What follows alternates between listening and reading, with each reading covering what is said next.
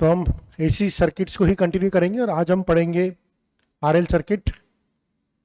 RL circuit में क्या होता है, इसमें रेजिस्टेंस और इंडक्टेंस का कॉम्बिनेशन हम सर्किट में लगाते हैं। तो ये रेजिस्टेंस और ये इंडक्टेंस का कॉम्बिनेशन हम एसी सोर्स के चारों तरफ लगाते हैं। ये आर है और ये मेरा एल है, ठीक है। ये एसी सोर्स है जिसकी वैल्यू होती है E equal to E not sine omega T. Obviously R और एल से दोनों से सेम करंट पास हो रहा होगा। और अगर हम इसका फेजर डायग्राम बनाते हैं तो वी आर और आई दोनों सेम डायरेक्शन होंगे, लेकिन जो वोल्टेज होगा वी एल होगा वो वी आर से 90 डिग्री का फेज डिफरेंस ले रहा होगा। और अगर हम इसका वेक्टर सम लेंगे तो हमें जो रिजल्टेंट मिलेगा वी मिलेगा, ठीक है। और ये वी स्क्वायर इक्वल टू हो जाएगा वी आर का स्क्वायर प्लस वी एल का स्क्वायर। तो ये एक इंपॉर्टेंट चीज़ आपको याद रखनी है, ठीक है। पहली चीज़ वी स्क्वायर इक्वल टू हो जाएगा वी आर का स्क्वायर प्लस वी एल का स्क्वायर। ये तो हो गया वी आर और ये हो गया वी एल, तो वेक्टर सम जो होगा वो हो जाएगा। और अगर हम इसका मैग्नीट्यूड लेंगे तो वी स्क्वायर इक्वल टू जाएगा वी आर का स्क्वायर प्लस वी एल का स्क्वायर। इसको हम ये भी बोल सकते हैं V equal to under root V R का स्क्वायर प्लस वी एल का स्क्वायर, पहली चीज़। सेकेंड पॉइंट हम बात करेंगे फेज डिफरेंस की। जो फेज डिफरेंस होगा इसमें आप क्लियर कर देख सकते हैं, वोल्टेज लीड आई, मतलब वोल्टेज जो वो करंट से आगे चलेगा। देखिए वोल्टेज जो होगा वो करंट से आगे चलेगा and it can vary from 0 to pi by 2। 0 to pi by 2 में कुछ भी हो सकता है डिपेंडिंग ऑन द वैल्यू, ठीक है। इसी तरह से अगर इम्पिडेंस की बात करेंगे तो इम्पिडेंस आर स्क्वायर एक्सएल का square, Z square equal to R square plus X L का स्क्वायर। और इसको हम ये भी बोल सकते हैं Z equal to under root R square plus X L का स्क्वायर। तो ये तीसरा पॉइंट भी हमारा इम्पिडेंस का भी हो गया। अब आइए फोर्थ पॉइंट देखते हैं हम कि इम्पिडेंस वर्सेस फ्रीक्वेंसी का जो ग्राफ होगा वो कैसा होगा। देखिए मिनिमम वैल्यू जो रेजिस्टेंस की होगी किसी फ्रीक्वेंसी पर वो होगी आर, ठीक है। मिनिमम वैल्यू जो फ्रीक्वेंसी की होगी किसी भी रेजिस्टेंस फिर वो होगी आर। दोबारा बना लेता हूँ उस ग्राफ को।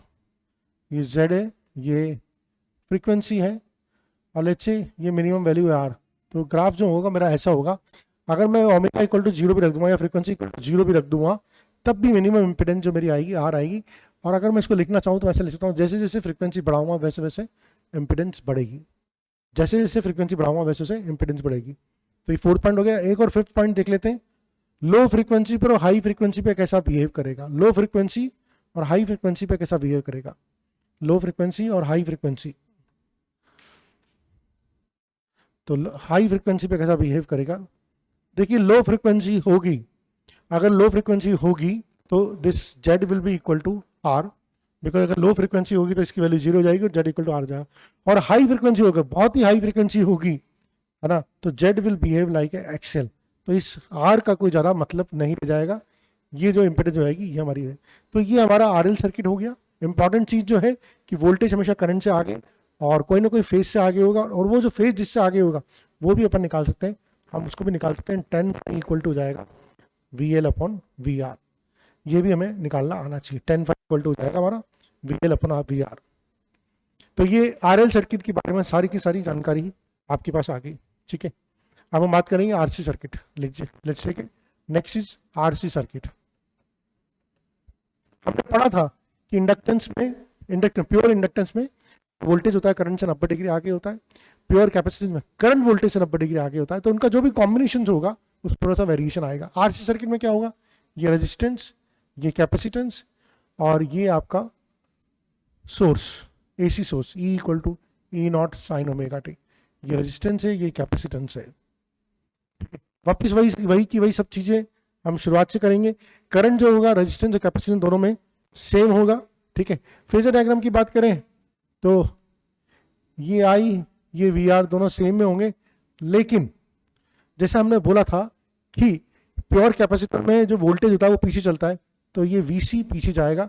तो वी आर और वीसी का जो रिजल्टेंट निकालूंगा वो रिजल्टेंट आएगा वी, ठीक है। और इस वी की जो वैल्यू जाएगी वो हो जाएगी अंडर रूट वी आर का स्क्वायर प्लस वीसी का स्क्वायर। तो there is not much difference, ठीक है। पहला पॉइंट आ गया, वोल्टेज निकालना आ गया। सेकेंड पॉइंट आएगा वोल्टेज लैग्स, वहां पर वोल्टेज लीड था बाई आई, ठीक है, 0 टू 90 डिग्री। इसमें जो वोल्टेज होगा वो हमेशा आई से लैग करेगा, पीछे चलेगा, ठीक है। ये हमें समझ आना चाहिए। फिर थर्ड आ जाता है इम्पिडेंस। इम्पिडेंस हो जाती है Z equal to V R का हो जाएगा आर स्क्वायर, बी सी का हो जाएगा एक्स सी का स्क्वायर, वी आर का हो जाएगा एक्स सी का स्क्वायर। ठीक है, एक और चीज आप इसमें देखिए, जैसे जैसे फ्रीक्वेंसी बढ़ेगी वैसे वैसे जेड घटेगा, जैसे फ्रीक्वेंसी बढ़ेगी एक्स सी घटेगा और एक्स सी घटेगा तो जेड भी घटेगा। तो इसका जो कर्व आएगा फोर्थ पार्ट में, इसका जो ग्राफ आएगा किसके बीच में, जेड वर्सेस फ्रीक्वेंसी के बीच में जो ग्राफ आएगा वो ऐसा आएगा। ठीक है, मिनिमम जो होगा, ठीक है, इसके बीच में जो ग्राफ आएगा वो ऐसा आएगा। जैसे जैसे फ्रीक्वेंसी बढ़ेगी, जैसे जैसे फ्रीक्वेंसी बढ़ेगी ओवरऑल इम्पिडेंस घटेगी। ठीक है, और अगर फ्रीक्वेंसी बहुत ज़्यादा भी होगी तब भी मिनिमम जो होगी वो होगी आर। ठीक है, तो ये हमारा वर्सेस फ्रीक्वेंसी का ग्राफ आ गया। ठीक है, इसमें भी अपन देख लेते हैं लो फ्रीक्वेंसी और हाई फ्रीक्वेंसी। ठीक है, अच्छा, और आप ये तो समझ ही रहे हैं कि मिनिमम कुछ भी हो, मिनिमम जो इम्पिडेंस होगी इस केस में भी जो मिनिमम इम्पिडेंस होगी वो मिनिमम इम्पिडेंस आर तो होगी ही सही। ठीक है, मिनिमम इम्पिडेंस आर तो होगी सही। वो किस केस में होगी, जब एक्सी जीरो हो जाएगा। एक्सी जीरो तब होगा जब फ्रीक्वेंसी बहुत हाई होगी। अब लो फ्रीक्वेंसी और हाई फ्रीक्वेंसी का केस देख लेते हैं। अगर लो फ्रीक्वेंसी होगी तो इसकी वैल्यू क्या हो जाएगी, अगर लो फ्रीक्वेंसी होगी तो इसकी तो कोई वैल्यू पे फर्क पड़ेगा नहीं, इसकी वैल्यू पे देखें। इसका लो फ्रीक्वेंसी होगी, अगर इसकी लो फ्रीक्वेंसी होगी तो लो फ्रीक्वेंसी का मतलब है कि एक्सी बहुत बड़ा हो जाएगा, और एक्सी बहुत बड़ा हो जाएगा तो लो फ्रीक्वेंसी का मतलब है कि लो फ्रीक्वेंसी पे जेड इक्वल टू हो जाएगा एक्सी, जेड इक्वल टू हो जाएगा एक तरह से हम बोल सकते हैं एक्सी। और अगर बहुत फ्रीक्वेंसी होगी, बहुत हाई फ्रीक्वेंसी होगी तो एक्सी की जो वैल्यू होगी, एक्सी की वैल्यू होती भी क्या है 1/2 पाई एफ सी। तो अगर फ्रीक्वेंसी वेरी हाई होगी तो एक्सी टेंडिंग टू जीरो हो जाएगा। तो हम बोल सकते हैं हाई फ्रीक्वेंसी पे जो होगा ये रेजिस्टेंस की तरफ बिहेव करेगा। तो ये कुछ चीज़ें हैं जो आपको पता होनी चाहिए। आइए अपन बात कर लेते हैं आरसी सर्किट के बारे में बात कर लेते हैं। आरसी सर्किट के बारे में नहीं, एलसी सर्किट के बारे में बात करते हैं।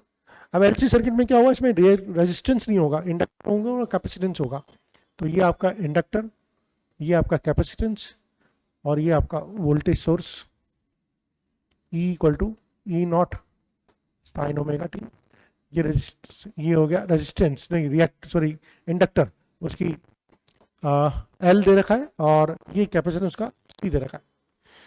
अब हमें बताना है कि इसके वही फेजर डायग्राम्स। तो चूंकि इसमें हमारा करंट हम अभी इस लाइन पे ड्रॉ कर लेते हैं, करंट अगर इस लाइन पे ड्रॉ कर लेते हैं तो मेरा जो VL होगा वो 90 डिग्री आगे चलेगा और VC जो होगा वो 90 डिग्री पीछे चलेगा। ठीक है, अब देखिए इस केस में दो तरह के केसेस बनेंगे, है ना। ये हमारा फेजर डायग्राम हो गया, इसमें दो तरह के केसेस बनेंगे। V की जो वैल्यू आएगी, इफेक्टिव वोल्टेज की वैल्यू जो आएगी वो आएगी VL minus VC if VL is greater than VC, और या फिर VC minus VL if VL is less than VC। ये पहला पॉइंट हो गया। ठीक है, सेकंड, इसमें हमेशा जो फेज डिफरेंस आएगा वो 90 डिग्री का आएगा। ठीक है, या तो 90 डिग्री पॉजिटिव आएगा या 90 डिग्री नेगेटिव आएगा। आप देखिए V leads 90 degree by I, VL is greater than VC। अगर VL VC से बड़ा है, VL VC से बड़ा है तो नेट जो डायग्राम बनेगा वो क्या बनेगा, ये डायग्राम ऐसा बन जाएगा VL माइनस VC और ये आ जाएगी करंट। तो ये देखिए आप 90 डिग्री का डिफरेंस आ रहा है। तो V leads by 90 degree by I if VL is greater than VC। Similarly V lags by 90 degree to I if VL is less than VC। अगर VL VC से कम होगा, अगर VL VC से कम होगा इस केस में क्या होगा, I ऐसे जा रहा है, ये मेरा बन जाएगा VC माइनस VL। तो ये 90 डिग्री का डिफरेंस आ गया।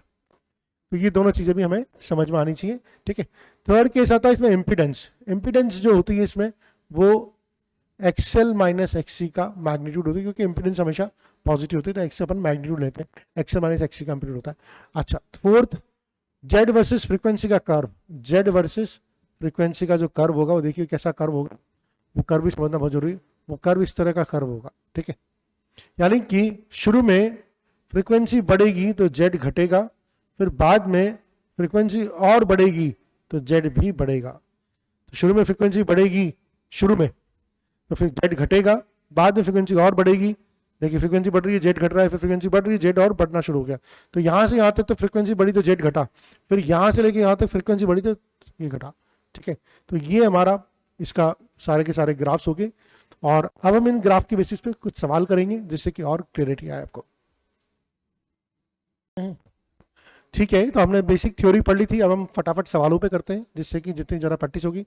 तो आपको दिख सकता है क्वेश्चन में, एक में रेजिस्टेंस दे रखा है, सॉरी इसमें रेजिस्टेंस दे रखा है, इसमें आपको कैपेसिटेंस दे रखा है, हमसे इम्पिडेंस पूछिए। तो ये एक तरह से क्या हो गया, आरसी सर्किट हो गया। आरसी सर्किट की जो इम्पिडेंस होती है हमें मालूम है वो होती है, आरसी सर्किट की जो इम्पिडेंस होती है आर स्क्वायर प्लस सी का होल स्क्वायर। ये इम्पिडेंस होती है। आर की वैल्यू कितनी है, आर की वैल्यू कितनी है 30 ओम, और एक्सी की वैल्यू भी हमें दे रखी है 40 ओम। देखिए यहाँ पर ना कैपेसिटेंस नहीं दे रखी, यहाँ पर आपको जब ओम में दे रखा है इसका मतलब है कि आपको एक्सी दे रखा है। ये आइडेंटिफाई करना बहुत जरूरी है। अगर कैपेसिटेंस दे रखी होती तो फेरेड में दे रखी होती या माइक्रो फेरेड में दे रखी होती, ओम में दे रखी इसका मतलब है कि कैपेसिटेंस दे रखी है। तो हम यहाँ पर वैल्यू पुट कर देंगे जेड इक्वल टू 50 ओम। ठीक है, ये छोटी छोटी चीज़ें जिनका हमें ध्यान रखना जरूरी है।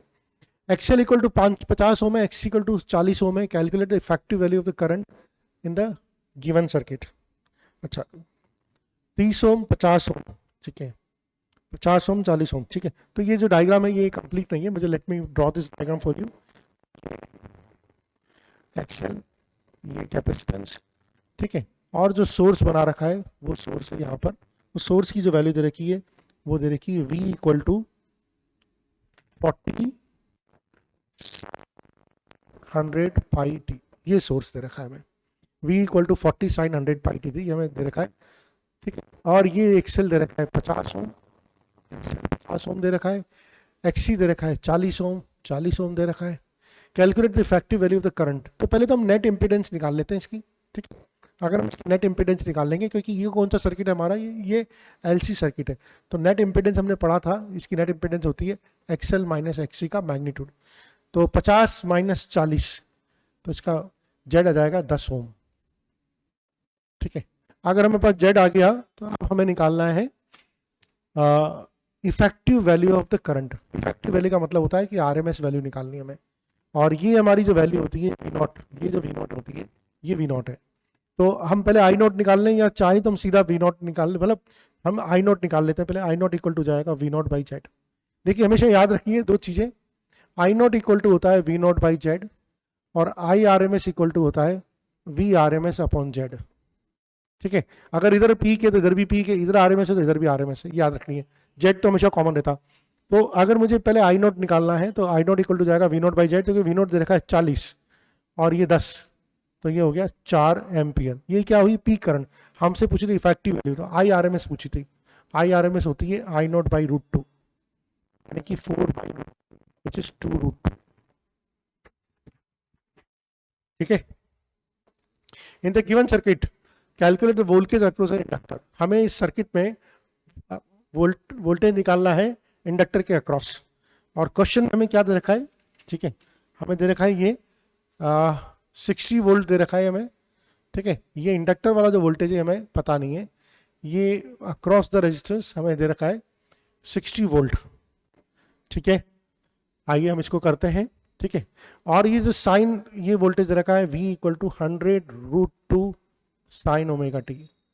तो अगर हमें सप्लाई का आरएमएस देखा जाए तो सप्लाई का आरएमएस तो दे रखा है 100 वोल्ट। ठीक है, वी आर दे रखा है 60 वोल्ट, और हमसे पूछा है वी एल। तो हमें तो मालूम है कि कौन सा सर्किट हो गया ये, एल आर सर्किट में वी स्क्वायर इक्वल टू होता है वी आर का स्क्वायर प्लस वी एल का स्क्वायर। लगा लीजिए इसको, तो ये हो जाएगा 100 का स्क्वायर, वी आर का स्क्वायर हो जाएगा 60 का स्क्वायर, तो वी एल का स्क्वायर हो जाएगा, वी एल इक्वल टू हो जाएगा 80 वोल्ट। ठीक है, मेरे ख्याल से इसमें कोई दिक्कत नहीं आनी चाहिए। ठीक है, एक बार सर्किट को आइडेंटिफाई करना है फिर तो बहुत मुश्किल आसानी से। इन the given circuit find out the impedance of the circuit. तो 6 ओम का रेजिस्टेंस है, ये 8 ओम दे रखा है। देखिए ये हमें आर दे रखा है 6 ओम, और कैपेसिटेंस का ओम में दे रखा है, इसका मतलब है कि ये कैपेसिटिव रिएक्टेंस दे रखी है 8 ओम की। तो अगर हमसे इम्पीडेंस ऑफ द सर्किट पूछिए, क्योंकि सर्किट कौन सा है, आरसी सर्किट है, सर्किट है, इसकी इम्पीडेंस होती है आर स्क्वायर प्लस एक्सी का होल स्क्वायर का अंडर रूट। तो ये हो जाएगा 36 प्लस 64 यानी कि 10 ओम इसकी इम्पीडेंस ऑफ द सर्किट आ गई। ठीक है, अब अगर 10 ओम की सर्किट की इम्पीडेंस आ गई, मुझे निकालना है करंट इन द सर्किट। देखिए करंट इन द सर्किट जब भी बोला जाए तो ये आई आरएमएस वैल्यू होती है। ठीक है, करंट इन द सर्किट जब भी बोला जाए हम इसको मान के चलेंगे कि आई आरएमएस वैल्यू होती है। तो आई आरएमएस वैल्यू हो जाएगी वी आरएमएस अपॉन जेड। अब वी आरएमएस कितना है, ये तो 20 तो पीक है, 20 तो पीक है, वी आरएमएस हो जाएगा 20/√2, जेड कितना है 10, तो ये हो जाएगा आपका √2 ampere.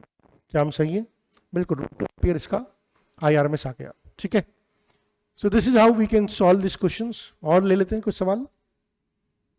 When 10 volt DC supplied across a coil current through it is 2.5 ampere. Okay, जब 10 वोल्ट DC देते हैं अपने कोयल में तो current through it's 2.5 ampere. If the 10 volt 10 hertz AC is supplied, current reduces to 2 ampere, calculate the reactance of the coil. देखिए जब DC काम कर रहा है, जब DC सप्लाई कर रहे हैं तो उस समय कोयल का सिर्फ रेजिस्टेंस काम करेगा, बिकॉज इंडक्टेंस तो जीरो रेजिस्टेंस ऑफर करेगा। तो हम कोयल का रेजिस्टेंस निकाल देते हैं और वो निकलेगा V इक्वल टू IR से। तो जब भी ऐसे सवाल दे रखे हैं पहले DC लगाई फिर AC लगाई, तो इसका मतलब है कि कहीं ना कहीं वो आपसे चाहता है कि आप रेजिस्टेंस कैलकुलेट करो। तो 10 वोल्ट DC है, 2.5 एम्पियर की करंट आ रही, तो रेजिस्टेंस निकल जाएगा 10 वोल्ट, आई गिरेगा 2.5 एम्पियर, R हो गया। तो R तो मिल गया मेरे को 4 ओम, यानी कि ये कोयल जो है उसका रेजिस्टेंस तो 4 ओम है। अब इसमें AC सप्लाई कर रहा हूँ, चूंकि कोयल है तो एक तो रेजिस्टेंस हो जाएगा और एक रिएक्टेंस हो जाएगा। तो बेसिकली अब जो सर्किट बन जाएगा ये RL सर्किट बन जाएगा। इसमें मैंने अब 10 वोल्ट DC सप्लाई करी तो इसका रेजिस्टेंस 4 ओम है। ठीक है, इसकी रिएक्टेंस मुझे पता नहीं है, इसकी रिएक्टेंस मुझे निकालनी है, रिएक्टेंस निकालनी है। ठीक है, और करंट कितनी सप्लाई हो रही है इसमें, 2 एम्पियर की करंट सप्लाई हो रही है। करंट कितनी सप्लाई हो रही है इसमें, 2 एम्पियर की करंट सप्लाई हो रही है। हमें मालूम है कि आई आरएमएस इक्वल टू क्या होता है, वी आरएमएस अपॉन जेड। हमें मालूम है आई आरएमएस कितना है हमारा 2 एम्पियर, वी आरएमएस कितना है 10 वोल्ट, कोई दिक्कत नहीं, दे रखा है 10 वोल्ट, और जेड पता नहीं है। तो जेड यहाँ से सॉल्व करने पर आ गया 5 ओम। क्या ये समझ में आया, जेड मेरा 5 ओम कैसे आया, थोड़ा सा मेरा जेड गड़बड़ हो रहा है, जेड इक्वल टू 5 ओम आ गया। और मुझे मालूम है मुझे निकालना क्या है, रिएक्टेंस ऑफ द कॉइल निकालना है, यानी कि मुझे एक्सएल निकालना है। तो मुझे मालूम है कि आरएल सर्किट में जेड स्क्वायर इक्वल टू होता है आर स्क्वायर प्लस एक्सएल का स्क्वायर। ठीक है, तो ये तो हो गया 25, आर हो गया 16, एक्सएल का स्क्वायर निकाल लेंगे तो एक्सएल इक्वल टू हो जाएगा 3 ohms. So this is how 3 ohm, sorry ऐसे नहीं लगेगा। तो this is how we can solve the questions. तो जब भी इस तरह का सवाल हो कि पहले DC दे रखा है बाद में उसको AC में कनेक्ट करने किया है, इसका मतलब है कि अगर करंट दे रखा है तो वो आपसे रजिस्टेंस निकालने की कोशिश कर रहा है। जनरली करंट ही दिया हुआ होगा तो आप पहले रजिस्टेंस निकालिए, और रजिस्टेंस निकालने के बाद आपका जो भी वो सर्किट बनता है उस सर्किट में उसको अप्लाई कीजिए। ठीक है, तो सारे क्वेश्चन ऐसे ही होते हैं। ओके, ये भी एक क्वेश्चन देख लीजिए, थोड़ा सा बड़ा है दिखने में, पर डरने की वाली बात नहीं। मैंने alternating voltage of 220 voltage apply across a device X, a current 0.5 ampere flows through the circuit and is in phase with the applied voltage। ठीक है, 0.5 एम्पियर का करंट फ्लो होता है और वो उसी फेज में जिसमें वोल्टेज अप्लाइड होता है। तो करंट एंड वोल्टेज दोनों सेम फेज में कौन से सर्किट में होते हैं, उसका मतलब है कि प्योर रजिस्टिव सर्किट है, प्योर रजिस्टिव सर्किट, यानी कि X की जो वैल्यू जाएगी वो तो रजिस्टिव जाएगी।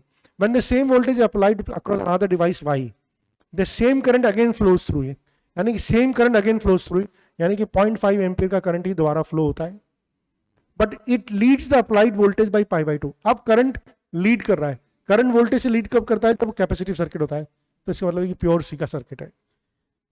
Name the devices X and Y, तो नेम डिवाइस एक्स का नाम तो रजिस्टिव सर्किट हो गया, डिवाइस वाई का नाम हो गया कैपेसिटिव सर्किट।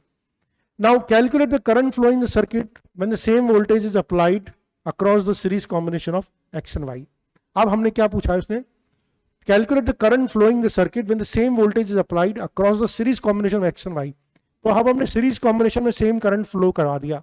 अच्छा, हमारा तो रजिस्टिव एंड कैपेसिटिव सर्किट था, ये हमारा सर्किट था रजिस्टिव और कैपेसिटिव सर्किट था, यानी कि एक काम तो रजिस्टेंस आएगा और एक कैपेसिटेंस आएगा। अब हमसे सेम करंट मतलब कितनी करंट फ्लो हो रही है, 0.5 एम्पियर की। देखिए 0.5 एम्पियर की करंट फ्लो हो रही है। रजिस्टेंस की वैल्यू क्या दे रखी है? रजिस्टेंस की वैल्यू नहीं दे रखी, ठीक है। हम तो रजिस्टेंस की वैल्यू निकाल सकते हैं, ठीक है। देखिए हम रजिस्टेंस की वैल्यू कैसे निकालेंगे, V equal to I R से रजिस्टेंस की वैल्यू निकाल लेंगे। कितना है 220 वोल्ट, I कितना है 0.5 एम्पियर, तो R कितना हो जाएगा 440 ओम। क्या ये चीज समझ में आती है? 440 ओम। इसी तरह से हम ये भी देख सकते हैं, सेम वोल्टेज इज अप्लाइड और सेम करंट इज फ्लोड, तो अगेन V इक्वल टू जाएगा IXC, तो अगेन 220.5 और XC भी मेरा हो जाएगा 440 ओम। यानी कि दोनों के दोनों सेम आ जाएंगे, रेजिस्टेंस भी 440 ओम आ जाएगा, XC भी 440 ओम आ जाएगा। अब हमें निकालना है, क्या निकालना है कि जब दोनों को सीरीज में कनेक्ट कर देंगे तो कितनी करंट फ्लो होगी। तो मैं अपना उस बोर्ड को खोल लेता हूं। ओके, तो ये भी 440, ये भी 440 ओम आ गया, ये भी 440 ओम कैपेसिटी रिएक्टेंस, और मेरा जो वोल्टेज है, ठीक है, वोल्टेज तो मेरा 220 वोल्ट है, कोई दिक्कत नहीं है, वोल्टेज तो मेरा 220 वोल्ट है। अब हमसे पूछा है कि भाई आप जब सीरीज में कनेक्ट कर दिया तो बताओ कितनी करंट हो रही है। करंट तो चेंज हो जाएगी ना, क्योंकि I इक्वल टू तो हो जाएगा V by Z, V by Z. V कितना है 220 वोल्ट और Z कितना हो जाएगा 440 का स्क्वायर प्लस 440 का स्क्वायर, ठीक है। इसको सॉल्व कर लेंगे तो करंट मेरी निकल जाएगी। तो this is how we can do it. अच्छा क्वेश्चन है। Next, a voltage V60 sin PD is applied across a 20 ohm resistor. What will be an AC emitter in series with a resistor read? Okay, AC emitter क्या read करेगा? AC emitter तो IRMS read करता है भाई। AC emitter क्या read करता है? IRMS। AC emitter read करता है IRMS और वो होती है VRMS अपॉन R। VRMS कितना है 60/√2, R कितना है 20 ओम। सॉल्व कर लीजिए, काम खत्म, ठीक है, डरने वाली बात नहीं है, ठीक है। तो ए ऑल्टरनेटिंग करंट सोर्स 100 साइन, ये थोड़ा सा सवाल में हम, source 100 sin 1000 t is connected through a inductor of 10 microhenry, then write down the equation of current. Okay, तो देखिए आपको ऑल्टरनेटिंग करंट सोर्स है आपका, ठीक है, और इसको कनेक्ट किया आपने इंडक्टर के साथ। इंडक्टर के साथ करंट किया, यानी कि इस समय वोल्टेज रीड करेगा। वोल्टेज रीड करेगा कितना, π/2 से रीड करेगा। तो I की जो इक्वेशन होगी वो हो जाएगी I0 sin 1000 t माइनस π/2। हमें मालूम है कि करंट वोल्टेज लीड करता है प्योर इंडक्टिव सर्किट में, है ना, प्योर इंडक्टिव सर्किट में वोल्टेज लीड करता है। तो अगर ये वोल्टेज है तो करंट 90 डिग्री पीछे चलेगा। अब हमसे I0 की इक्वेशन पूछिए, है ना, हमें I0 की वैल्यू पता होनी चाहिए। तो हमें पता है इंडक्टर 10 माइक्रो एम्पियर का है, यानी कि इसका एक्सेल कितना हो जाएगा, इसका एक्सेल हो जाएगा ओमेगा एल, होगा नहीं होगा? अच्छा, ओमेगा की वैल्यू कितनी है 1000, ओमेगा की वैल्यू कितनी है 1000, एल की वैल्यू कितनी है 10 माइक्रो हेनरी, तो 10 इंटू 10 की पावर -6। तो इसको सॉल्व किया तो एक्सेल इक्वल टू हो जाएगा 10 की पावर -2 ओम्स। ये तो आ गया एक्सेल। अब एक्सेल आ गया तो I0 निकालना है, तो I0 इक्वल टू हो जाएगा V0 बाई जेड। V0 कितना है 100, V0 कितना है 100, जेड कितना है 10 की पावर -2, ऊपर गया तो 10 की पावर 4। तो फाइनली मेरी इक्वेशन आ जाएगी 10 की पावर 4 साइन 1000 t माइनस π/2। ये इस तरह से इक्वेशन लिखनी आनी चाहिए। अच्छा सवाल है, ठीक है ना, बिल्कुल नीट लेवल का सवाल है और आप लोगों को अटेम्प्ट करना आना चाहिए। ओके, एक और सवाल है हमारे पास। An alternating voltage 200√2 sin 100 t voltage applied to a 2 henry inductor through an AC ammeter. AC ammeter हमेशा AC एमीटर बोलते ही समझ जाओ RMS RMS RMS RMS, ठीक है। और अगर AC एमीटर से अप्लाई करा जा रहा है तो IRMS निकालना है हमें। IRMS इक्वल टू क्या होता है VRMS अपॉन जेड। देखिए जब भी ये √2 दिया होता है ना साथ में, तो ये आपको जिंदगी आसान बनाने के लिए दिया होता है। √2 का मतलब है कि भैया √2 से डिवाइड होगा। तो VRMS ये तो हो गया, V0 तो हो गया 200√2, तो VRMS कितना हो गया 200, क्योंकि VRMS क्या होता है √2। तो बहुत जिंदगी आसान। √2 का मतलब ये है कि कहने की √2 कैंसिल करवाएगा ये, तो ये तो हो गया 200। जेड कितना हो जाएगा, जेड को कैलकुलेट करना पड़ेगा। जेड इक्वल टू हो जाएगा omega L, sorry Z equal to हो जाएगा एक्सएल, और एक्सएल की वैल्यू हो जाएगी ओमेगा एल और ओमेगा कितना है, ये ओमेगा कितना है, यहाँ से निकाल लो सीधा, ओमेगा 100 और एल कितना है 2 हेनरी, तो जेड हो गया 200, तो ये भी 200 हो गया, 200 बटा 200 हो गया 1 एम्पियर। तो 1 एम्पियर की करंट हमारी इसमें फ्लो होगी। एक और सवाल देख लेते हैं। 15 microfarad capacitor is connected to 220 volt 50 hertz source, find the capacitive reactance in the current in the circuit. RMS भी निकालनी है और पीक भी निकालनी है। If the frequency is doubled what happens to the capacitive reactance and the current. ये तो खैर बात की बात है ना। तो हमें कैपेसिटर दे रखा है, कैपेसिटर लिख रहा है 15 माइक्रोफेरेड, 15 इंटू 10 की पावर माइनस 6 माइक्रोफेरेड का कैपेसिटर दे रखा है। Voltage V R M S दे रखा है 220 वोल्ट, फ्रीक्वेंसी दे रखी है 50 हर्ट्ज, ठीक है। फाइंड द कैपेसिटिव रिएक्टेंस, तो कैपेसिटिव रिएक्टेंस हमें मालूम है एक्स सी इक्वल टू होता है 1 upon omega C, 1 upon omega, omega की value 2 pi F into C, तो 1 अपॉन 2 पाई एफ कितना है 50, सी कितना है 15 इंटू 10 की पावर माइनस 6, इससे अपन निकाल लेंगे 1 अपॉन ओमेगा सी, ठीक है। मैं अभी कैलकुलेशन जा रहा। अगर फ्रीक्वेंसी को डबल कर दिया, फ्रीक्वेंसी को डबल कर दिया, हमें मालूम है इनका जो साथ होता है ना X is inversely proportional to frequency होती है। अगर फ्रीक्वेंसी को डबल कर दूंगा या बढ़ा दूंगा तो एक्स घट जाएगा। तो what happens to capacitive reactance, capacitive reactance कम हो जाएगी।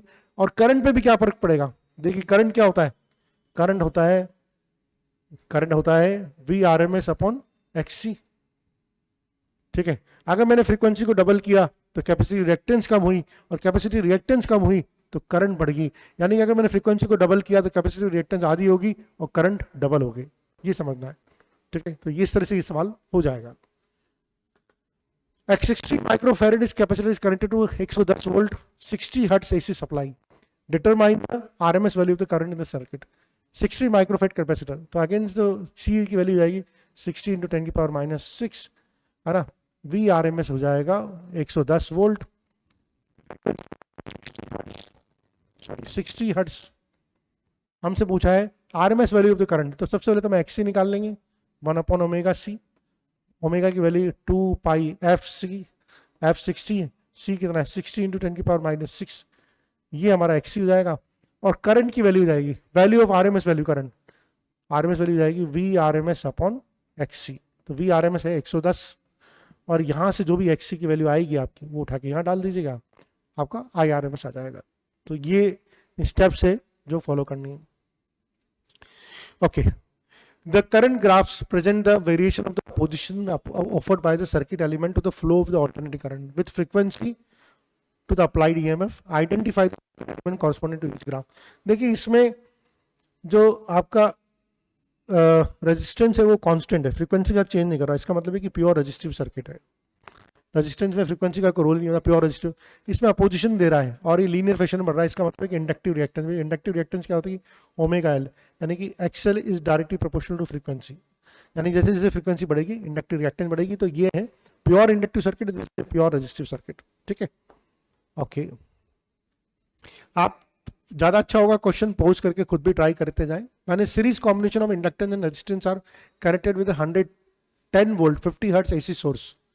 Okay, connected with V R M S हो गया 10 वोल्ट, फ्रीक्वेंसी होगी 50 hertz, a current of 1 ampere is drawn. Okay, inductance और रेजिस्टेंस में, ठीक है। जो करंट ड्रॉ होती है 1 एम्पियर की ड्रॉ होती है, ठीक है। अगर करंट 1 एम्पियर की ड्रॉ हो रही है, ठीक है, तो जेड कितना हो जाएगा। Okay, in the circuit the voltage leads the current by phase angle of pi by 3 radian. ये जो क्वेश्चन है ये पाई बाई 3 रेडियन का सवाल है, इसमें पाई बाई 3 रेडियन से ये करंट इंक्रीज हो रही है, फेज एंगल से हो रही है। Calculate the value of resistance inductive reactance. आइए समझते हैं क्या है इंडक्टिव और रेजिस्टेंस का सर्किट। इंडक्टिव एंड रेजिस्टेंस का सर्किट है और ये मेरी सप्लाई है, ये तो मेरा एल हो गया, ये मेरा आर हो गया। और इसको 10 वोल्ट्स, अगर 10 वोल्ट की बैटरी से, 10 वोल्ट की बैटरी नहीं होगी, 10 वोल्ट का एसी सोर्स है, बैटरी तो डीसी देती है। A current of 1 ampere flows, current of 1 ampere flows in the circuit. The voltage leads the current by a phase angle of pi by 3 radian. ठीक है। Calculate the value of the resistance and inductive reactance. देखिए हमने ये सवाल पढ़ा था, हमने ये पढ़ा था आरएल सर्किट, और मैं पढ़ा भी था कि आरएल सर्किट में ये VL होता है, ये VR होता है और ये फाई होता है, ठीक है। और ये V होता है। हमने ये भी पढ़ा था कि tan फाई इक्वल टू होता है VL अपॉन VR, ठीक है। तो tan फाई एंगल कितना दे रखा है 60 डिग्री, तो ये √3 इक्वल टू हो जाएगा VL अपॉन VR, या मैं ये भी बोल सकता हूँ कि VL इक्वल टू हो जाएगा √3 VR। क्या ये समझ में आया आपको? बिल्कुल समझ में आना चाहिए, ठीक है, इसमें कोई दिक्कत नहीं आनी चाहिए। आप देखिए तो VL और VR में रिलेशन आ गया। हमसे पूछा है वैल्यू ऑफ रेजिस्टेंस निकाल लेंगे और इंडक्टिव रिएक्टेंस ये भी निकाल लेंगे। सबसे पहले तो हम जेड निकाल लें। अपने पास क्या है, VRMS 10 वोल्ट है, VRMS 10 वोल्ट है और करंट कितनी 1 एम्पियर, तो जेड इक्वल टू हो जाएगा VRMS अपन होता है ना, क्या होता है IRMS इक्वल टू क्या होता है VRMS अपॉन जेड, तो जेड इक्वल टू हो जाएगा 10 अपॉन VRMS है, यानी कि मेरे पास जेड आ गया 10 ओम, ठीक है। जेड मेरे पास 10 ओम आ गया। अब मैं कहानी यहाँ से मुझे दूसरी जगह शिफ्ट करनी पड़ेगी बिकॉज जगह नहीं बची यहाँ पर, या मैं एक काम कर लेता हूँ, इससे मैं इस सर्किट को इरेज कर देता हूँ, यहीं पर कर लूँगा, ठीक है। अब आप देखिए जेड स्क्वायर इक्वल टू तो होता है आर स्क्वायर प्लस एक्सएल का स्क्वायर, पता ही हमें। तो जेड तो हमारे पास 10 ओम है, तो ये तो हो गया 100 ओम, है ना। अब आर और एक्सएल, तो देखिए जो VL और √3 VR में रिलेशन होगा वही एक्सएल और आर में रिलेशन होगा, तो एक्सएल इक्वल टू √3 R हो जाएगा, होगा नहीं होगा, हो जाएगा पक्का, ठीक है। तो एक्सएल आर स्क्वायर की जगह आर स्क्वायर, एक्सएल की जगह रख दूंगा मैं 3R स्क्वायर, तो ये हो गया 4R स्क्वायर बराबर 100, तो ये हो गया R बराबर 5 ओम। अगर R बराबर 5 ओम हो गया तो एक्सएल इक्वल टू हो जाएगा 5√3 ओम। अच्छा सवाल है, ठीक है, हो सकता है एक बार में टिक नहीं करे, दिस इज वेरी गुड सवाल। Okay, the current in the shown circuit is found to be 4 sin 314t minus pi/4। Okay, current इसलिए है, तो find the value of the inductance. देखिए सबसे पहले तो अपन जो करंट इंडक्टेंस निकालना है तो हम ओमेगा निकाल लेते हैं। इसका ओमेगा कितना दे रखा है 314, ठीक है, ओमेगा दे रखा है 314 और इंडक्टेंस, ठीक है। अब करंट जो दे रखी है हमें, है ना, ओके, ये कौन सा सर्किट है, ये आरएल सर्किट है। आरएल सर्किट में होता क्या है देख लेते हैं। आरएल सर्किट ये होता है, ठीक है, ये VR, ये V, ये VL होता है, ये 10 फाई होता है।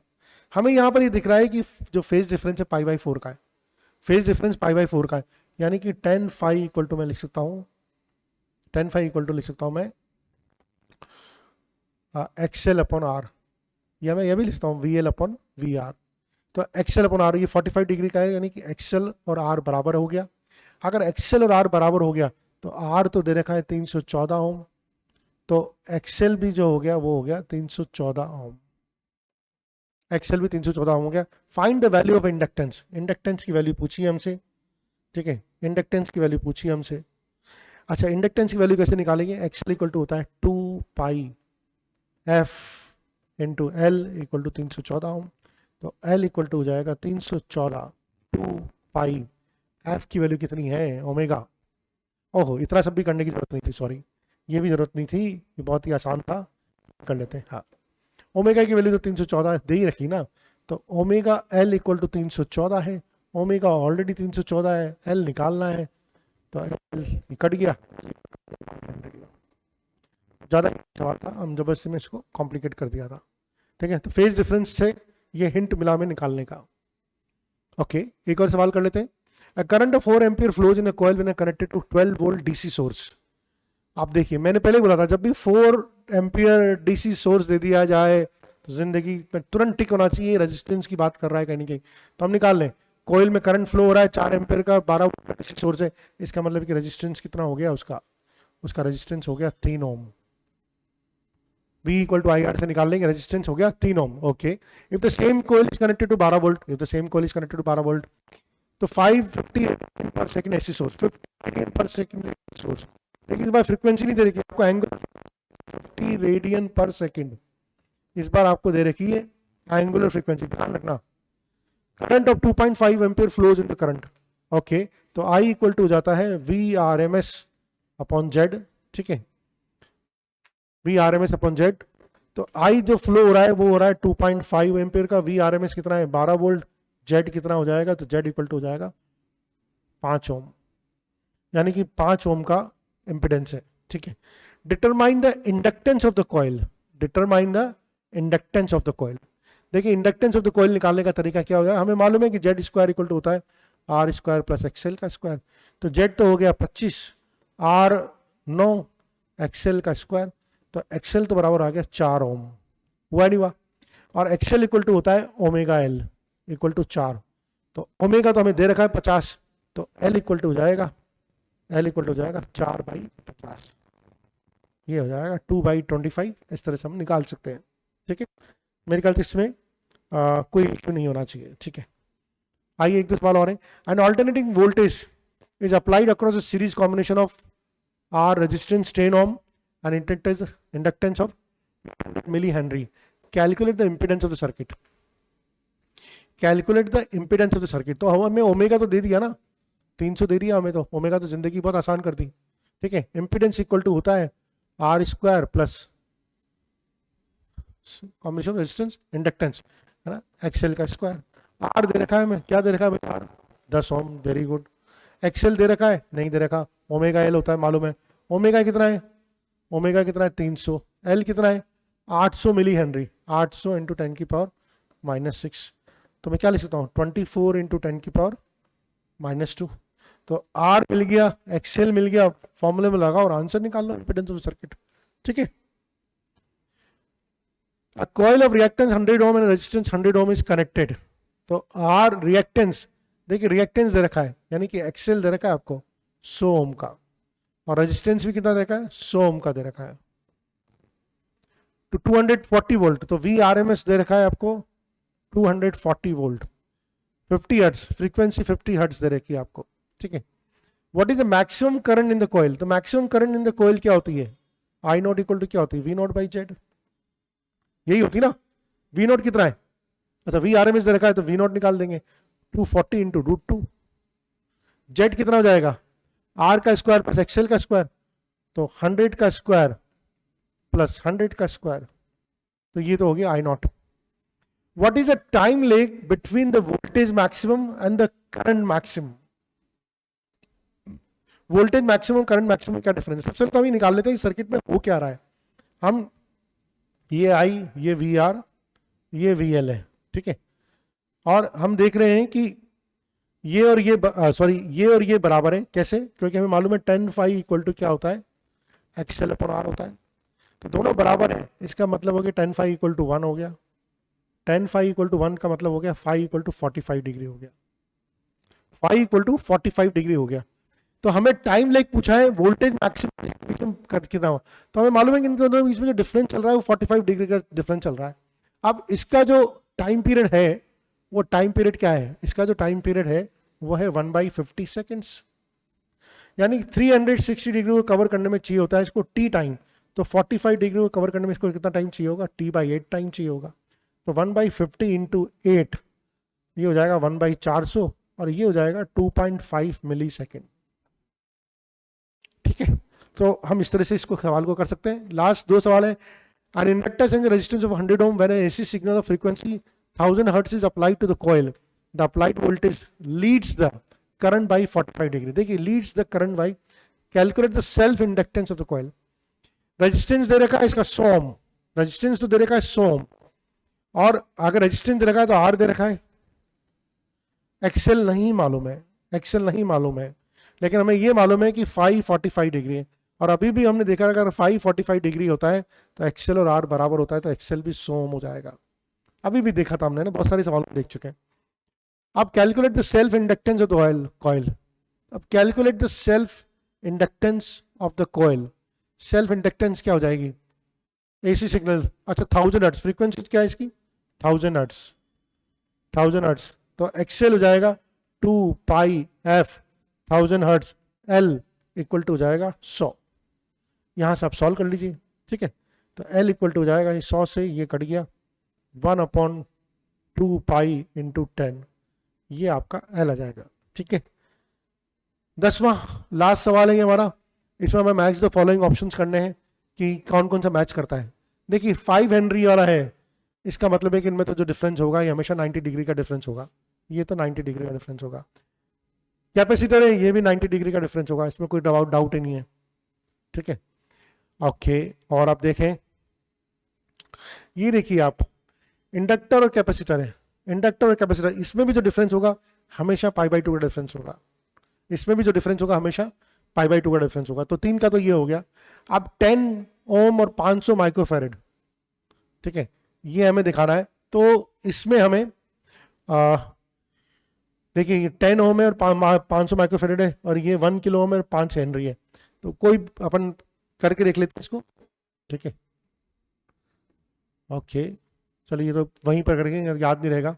तो 10 फाई इक्वल टू होता है, 10 फाई इक्वल टू होता है, आपने पढ़ा था, यहाँ पर भी 10 फाई इक्वल टू क्या हो जाएगा, देखिए इस वाले में ये आरएल सर्किट है, जो नीचे वाला या चलो इसको बना लेते हैं, ये आरसी सर्किट है, आरसी सर्किट है ना, कि आरसी सर्किट में क्या होता था, करंट यहाँ पर, वोल्टेज यहाँ पर, और वीसी यहाँ पर, और ये होता था फाई।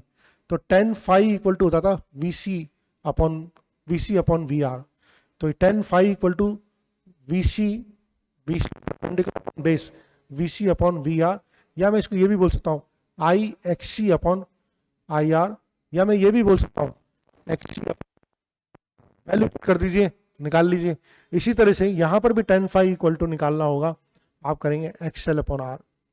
एक्सएल 5 हेनरी दे रखा है, फ्रीक्वेंसी आपको दे रखी, ओमेगा जो दे रखा है 218, चलो मैं कर देता हूँ, एक्ससी होता है 1 upon omega C upon R, 1 upon omega, omega दे रखा है 200 रेडियन, और ये दे रखा है 500 माइक्रोफेरेड, 500 इंटू 10 की पावर -6, और ये दे रखा है 10 ओम, ठीक है। तो हम इसको सॉल्व करेंगे तो 10 की पावर 6 तो ऊपर चला जाएगा, 200 को 500 से मल्टीप्लाई किया तो 10 की पावर 5, 10 की पावर 6, तो ये आ गया 1 मतलब हो गया π/4, यानी कि ये भाई साहब इससे मिल जाएंगे। इसी तरह से एक्सेल को भी निकाल लेंगे, एक्सेल को निकालना तो बहुत आसान है, ओमेगा कितना है 200, एल कितना है 5 हेनरी, वेरी गुड, 200, आर कितना है 1 किलो ओम, ये भी 1000 है, ये भी हो गया 1, ये भी π/4, ये भी π/4। तो this is how we can solve all the questions, और अगले लेक्चर में हम एलसीआर के बारे में बात करेंगे। धन्यवाद।